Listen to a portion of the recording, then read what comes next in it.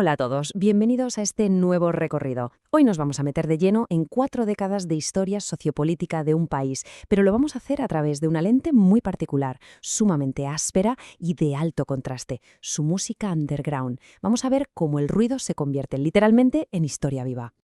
A ver, entremos en materia, porque el punk colombiano no fue, ni es, una simple moda pasajera. ¿Qué va? Funcionó como un espejo directo, crudo y sin filtros, además de ser una respuesta totalmente visceral a la realidad más turbulenta de la nación. A lo largo de estas 4 décadas de ruido y resistencia, la música ha sido el testimonio de una sociedad que ha estado constantemente al límite. Para que no nos perdamos, vamos a seguir una ruta cronológica muy clara. Arrancamos en los 80 con el germen del no futuro, pasamos al estallido y la politización de los 90, luego a la masificación de los años 2000 y terminamos en la actualidad, hablando de diversidad y de redes. Vamos a ello. Empezamos con la primera gran etapa, los 80, ese germen del no futuro que abarca desde 1980 hasta el 89. Pongámonos en situación por un momento. Barrios populares de Medellín y Bogotá en plenos años 80. El ambiente era, oscurísimo. El narcotráfico estaba por todas partes, la figura del sicario estaba en pleno auge, había estados de sitio y una violencia juvenil absolutamente devastadora. ¿Y cuál fue la respuesta a todo esto? Pues el nacimiento de sonidos brutalmente crudos como el ultrametal y el punk medallo. Lo más alucinante es el nivel de ingenio y recursividad que tenían. Como no había recursos ni instrumentos comerciales, los chavales se fabricaban sus propias guitarras a mano, con lo que pillaban, y consumían música global intercambiando cassettes por correo postal. O sea, de esa necesidad tan bestia surgieron bandas míticas e ingeniosas como IRA, Mutantex, Pestes y Necromancia. Y ojo, porque todo este sentimiento colectivo no se lo llevó el viento, quedó documentado para siempre.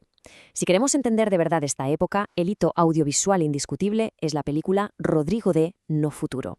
A través de la cámara del cineasta Víctor Gaviria quedó plasmado, casi como si fuera un registro documental, ese nihilismo tan oscuro, puro y desolador que invadía a toda aquella generación. Avanzamos en el tiempo y entramos de lleno en nuestra segunda etapa. Los años 90, la década del estallido y la politización. El panorama aquí cambia de forma radical. Llega la nueva Constitución del 91, es cierto, pero al mismo tiempo surge el aterrador auge del paramilitarismo y ese miedo constante a las bombas urbanas. Claro, vivir en un contexto así lo cambia todo. La subcultura no tuvo más remedio que transformarse y madurar. Pasaron de ese nihilismo ciego de los 80, de esa sensación inicial de que no hay futuro, a una militancia política completamente activa y organizada.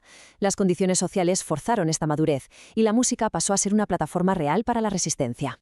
Y lo interesante aquí es cómo esa madurez hizo que el movimiento se dividiera en distintas corrientes, tanto ideológicas como sonoras. Por un lado, el anarcopunk empezó a estructurarse a base de potentes colectivos autogestionados. Luego, el hardcore punk introdujo unos pilares ideológicos superdefinidos, pacifismo, vegetarianismo y una postura totalmente antifascista, cobrando mucha fuerza en las ciudades principales. Y en Bogotá, la cosa se fue diversificando hacia un sonido mucho más melódico, con el neopunk y el ska punk. Todo este abanico cobró vida de la mano de bandas como BSP, Fértil Miseria, Policarpa y sus Viciosas, GP y por supuesto por el contundente impacto que tuvo el álbum El Amarillista de la Pestilencia. Llegamos al cambio de milenio. Etapa número 3, de los años 2000 al 2010, marcada totalmente por la masificación y la autogestión. Contextualicemos un poco. Estamos en una sociedad que convivía con la implementación del Plan Colombia y la inminente masificación de Internet a nivel global. Es en este punto cuando la visibilidad del género da un salto espectacular. Literalmente, evolucionaron de ese mundo subterráneo de pasarse cintas de mano en mano a conseguir una exposición tremenda en la radio comercial y en cadenas internacionales como MTV Latino. De ahí saltaron a la consagración en espacios multitudinarios, destacando festivales gigantescos como Rock al Parque en Bogotá. Pero lo más curioso es que pese a este éxito masivo, la autogestión jamás desapareció. Las bandas se montaron unas giras impresionantes por toda Sudamérica, manteniendo viva la inquebrantable filosofía del hazlo tú mismo. Ahora bien, salir a la luz pública siempre trae consecuencias. Y en este caso provocó una fractura ideológica interna bastante evidente. De repente tenías 2 posturas enfrentadas. Una, el sector del underground más radical, que mantenía una lealtad férrea a sus raíces totalmente independientes y anticomerciales. Y la otra, el punk comercial o pop punk, que decidió aprovechar los medios tradicionales para llegar a un público muchísimo más amplio. Es una dicotómica fascinante, y de ella salieron nombres que marcaron toda una época, como Tres de Corazón, Complejo R, NEC y Deficiencia. Y así llegamos a nuestra cuarta y última parada, la actualidad. Una era que abarca desde 2011 hasta hoy, definida por la diversidad, la memoria y el impacto de las redes. Esta etapa más contemporánea viene profundamente marcada por los acuerdos de paz a nivel nacional y sobre todo por el masivo estallido social que ocurrió entre 2019 y 2021. Y fijémonos cómo el movimiento vuelve a mutar. Ya no se queda solo en sus bastiones puramente urbanos, sino que se expande para conectar con zonas rurales y las periferias. Ante el descontento social moderno, la música recuperó su vena más contestataria. Se convirtió literalmente en la banda sonora de las movilizaciones en las calles, sonando a todo volumen y acompañando a las famosas primeras líneas. Hoy en día el panorama es riquísimo y súper interseccional. Tenemos un liderazgo fortísimo por parte de colectivos feministas y una apertura total hacia la inclusión de disidencias de género y de la comunidad LGTBIQ+.